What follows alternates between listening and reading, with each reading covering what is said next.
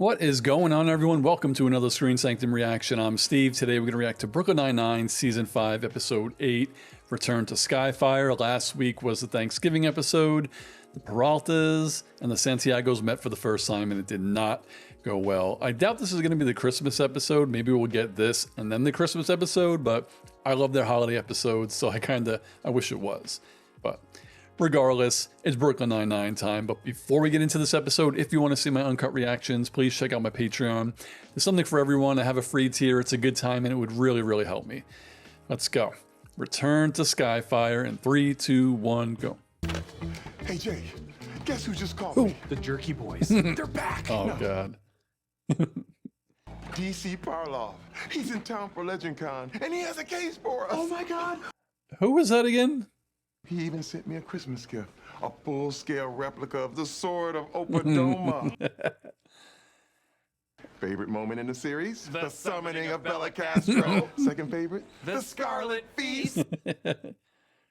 Alar had been swallowed by the Norlith, but he had just switched armor with Samling the Betrayer in the Battle of Castle. Rose is like, come on.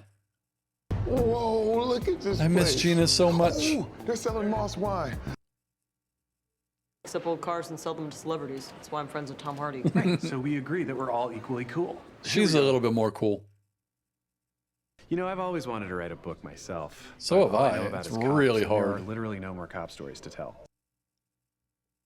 Wait, what? You're writing a book? When? For who? For me. You should show it to Parlov. He could probably get it published. No. He'll steal the That's friggin' crazy. idea. Sorry, I hope that wasn't too tedious for you. It was fascinating, especially to Terry. He's a writer. and he Oh, wrote a book. Jake, don't do that. Jake. What? Terry, you need to believe He in said yourself. no, Like when though, Morzak Jake. answered the sorceress's riddle. Oh, please, rock stars wish they were he. The man can tell how long a corpse has been decomposing just by studying the maggots inside.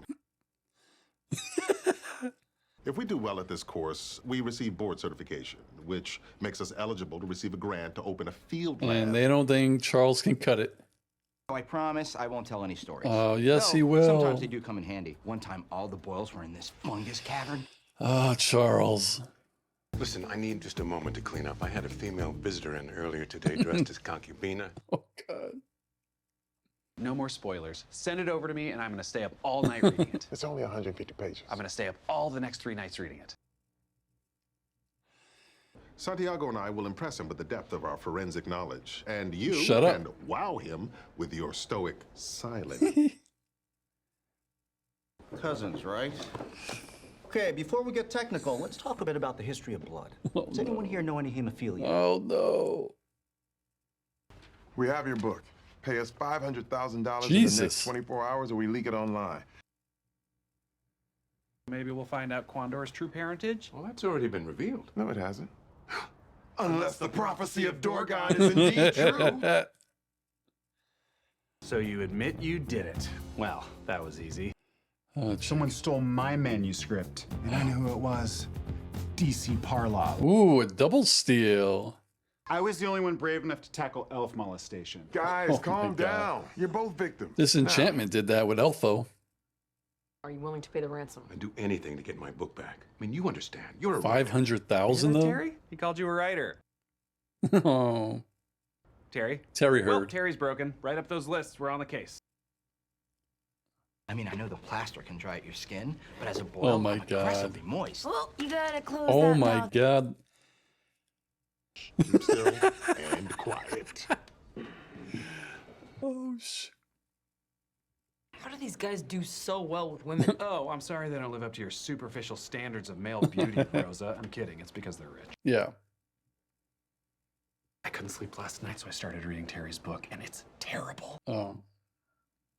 Relax, how bad could it be? So bad. And I'm entertained by everything. I once went to a play. So what are you gonna Yeah, I do? feel about like if Jake thinks something is bad, it probably is. Okay, now that the plaster's Oh, drying, damn. you'll see why we lubricated the subject's face. They didn't. Forgot the lube. Charles, can you hear us? They didn't do that. A mistake was made and we can't remove your mask yet. We're gonna leave you in here For 5 until days. after class is over. We can kiss our certification goodbye. Who would have thought it was going to be sorry, Boyle who ruined it? You hate them for sleeping with your wife. What? They slept with my wife? And you didn't know. God. You know, this seems like a conversation for just you two. So, here comes a child. Oh my God. Mommy, Daddy, are you getting divorced? Maybe.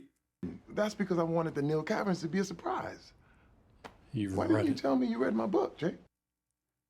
You hate it. Terry, no. I didn't Friends hate don't it. lie. I liked tons of parts. Name one. You humiliated me in front of my hero. Sarge! That's what I said. You naturally dress like the female bounty hunter in every steampunk novel. All you need are welding goggles. She does. To battle? Oh my God. I love the slow-mo walk. Terry is oh my God, they all look like her. Your husband's on the phone. He wants to know how long you're going to kiss for tonight. I wasn't sure what gay guys talk about on the phone. Oh my How'd I do? God. Scully, what do you want? And he died. Where's Charles? We have no idea. What? Terry, do you copy? I copy. How do you lose a guy with a mask? Don't make your move until you're close to him. There's too many civilians. Now there's gonna be 1,000 of them. I knew it. Have eyes on him. Take him down! Oh my God, I don't think that's him. Sorry, stranger. I just can't see anything at all, and it's really This looks even scary more being touched. deranged. You were trying to help us? Even though you'll be stuck in this mask for 5 He days? doesn't know that. It had a really unique point of view. I sent it on to my publishers. Thank you for allowing me to read it. Oh shit. DC Parlov loved my writing. You were wrong. Being wrong never Or felt so right. that's part of his plan. He's buttering him up. That's Because what I said. Lawson and Parlov stole their own books. He's been giving Terry presents since last year. And Terry's novel gave Parlov another chance to manipulate him. Unless... Oh, poor Terry. No, let him talk. I want to hear it. Boyle, tell us about your cousin's beef. Well, she... He only said he liked it, so I wouldn't figure out he and Lawson stole their own See, manuscript. Terry is a Figured it out. genius. Anyway, I questioned them and they confessed. I Really? can't go to prison, okay? I know I seem tough. It's okay. At least I won't waste any more time trying to be a writer. No. Wait, let me ask you a Always question. keep writing. It's fun. Started reading it because the character looks like me. I kept reading it because it's so good. Rosa, you did get hooked, you big nerd. Aw. Sharpen your swords and straighten your bows. The beast have gone Oh my God. That was a nice one-off. I love a good one-off Brooklyn Nine-Nine. So there's not much to really take out of this. It was just really ridiculously hilarious and a nice like return character from seasons lore. Like that's really cool that they do that. But I don't remember if, and I just finished watching it, but I don't remember if Jake actually apologized to Terry for volunteering his manuscript to that guy. I mean, I know he was only trying to do something good where, oh, we know an author, you write. That's cool. Like, it's an in. He could read it if it's good. But, dude, it's not your book. And Terry really didn't want to give it to him. So, like, not that it's nefarious or anything, but it's just something, again, 5 seasons in, Jake is still learning tiny little life lessons. Like, you really don't do that. But he gave him a nice little chat at the end. But that's kind of like the person who starts the fire, puts it out.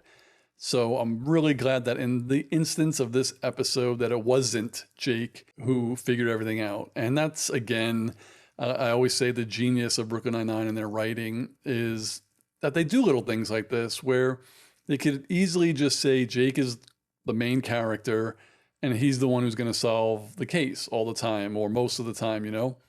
But in this case, it was nice that Terry did it because we've already established that Jake didn't like it.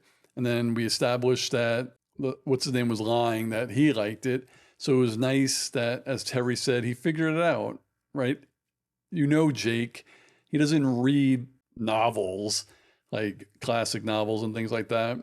His palette for TV and books are probably not cultured. So he was probably like, if Jake doesn't really like the book, it's probably not that good. So he figured out that the author didn't like the book either, put 2 and 2 together, and it was cool that he got them to confess, which, I mean, for Brooklyn Nine-Nine, that part is a little tricky.